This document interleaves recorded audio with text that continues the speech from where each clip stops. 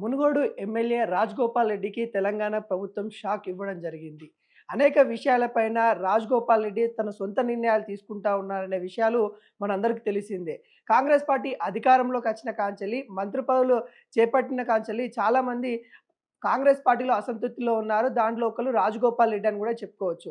తనకి మంత్రి పదవి రాలేదని, ప్రజల కోసమే పోరాడుతానని తన సొంత నిర్ణయాలు తీసుకోవడము తను మొదలుపెట్టాడు. అనేక విషయాలలో కూడా కాంగ్రెస్ పార్టీకి వ్యతిరేకంగా కూడా తన కార్యాచరణ చేసుకుంటూ వెళ్తా ఉన్నారు. దాంట్లో భాగంగానే మద్యం సంబంధించిన టెండర్లు వచ్చిన సమయంలో కూడా రాజగోపాల్ రెడ్డి కీలక అంశాలు అయితే అక్కడ మునుగోడుకు సంబంధించిన నియోజకవర్గానికి సంబంధించిన కొన్ని జారీ చేయడం అయితే జరిగింది.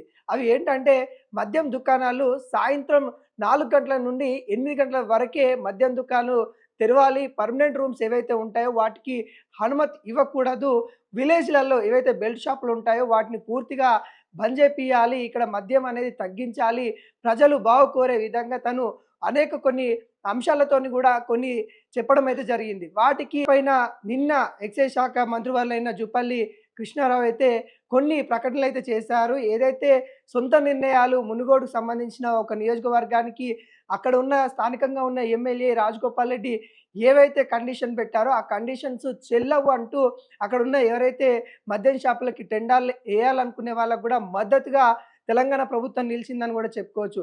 అనుకున్నన్ని కూడా ఇప్పటికీ ఎవరు కూడా దరఖాస్తులు రాకపోవడం వల్ల వాస్తవానికి మొన్న 18వ తారీఖే మరి ఈ మద్యం షాపులకు సంబంధించిన టెండర్లకి దరఖాస్తులు పూర్తయ్యే అంశం కనబడతా ఉంది. కానీ అనుకున్నన్ని రాలేదు కాబట్టి ఈ నెల 23వ తారీఖు వరకు పొడిగించడం జరిగింది.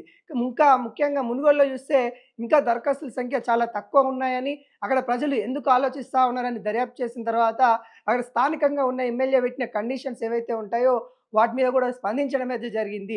అంటే అక్కడ స్థానికంగా పెట్టిన ఏ రూల్స్ కూడా ఉండవు. తెలంగాణ రాష్ట్రం మొత్తం ఒకటే రూల్ ఉంటుంది.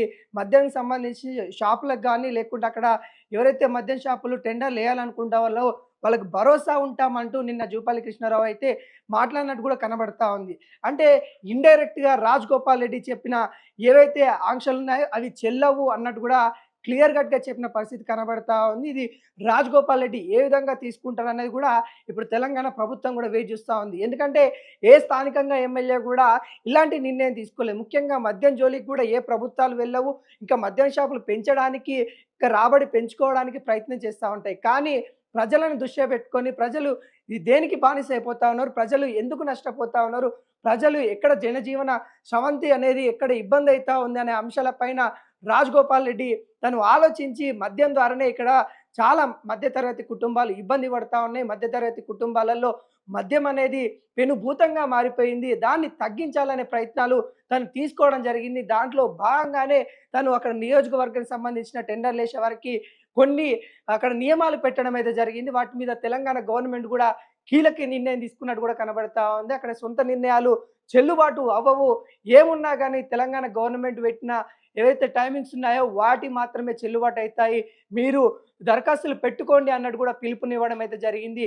ఇప్పటికే నిరుద్యోగుల అంశం కావచ్చు, లేకుంటే రేవంత్ రెడ్డి చేస్తున్న వ్యాఖ్యలు కావచ్చు, అనేక అంశాలపైన రాజగోపాల్ రెడ్డి మాట్లాడుతున్న పరిస్థితి కనబడతా ఉంది.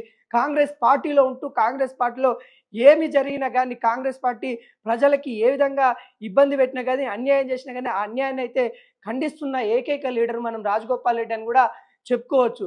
ఈ అంశాన్ని మరి రాజగోపాల్ రెడ్డి ఏ విధంగా తీసుకుంటా ఉంటారు, మరి మునుగోడు ప్రజలకి తను ఏ విధంగా మరి అండగా ఉండబోతా ఉన్నారు, మరి ముఖ్యంగా ఈ మద్యం షాపులకు సంబంధించి విషయాల్లో తన నిర్ణయం ఏంటి అన్నట్టు కూడా యావత్ తెలంగాణ కూడా వెయిట్ చేస్తున్న పరిస్థితి కనబడతా ఉంది. మరి చూడాలి రాజగోపాల్ రెడ్డి మరి ఈ అంశం పైన మళ్ళీ ఏ విధంగా రియాక్ట్ అవుతారు, మరి ఏ విధంగా తను స్పందిస్తారు. మరి తెలంగాణ ప్రభుత్వానికి యాంటీగా ముందు నుండే ఉన్నాడు. మరి ఇప్పుడు కూడా అదే విధంగా వెళ్ళి తన రూలే నడవాలి అని బలంగా పోరాడతాడా, లేకుంటే ప్రభుత్వానికి లొంగుబాటు అవుతాడా అనేది కూడా చూడాల్సిన పరిస్థితి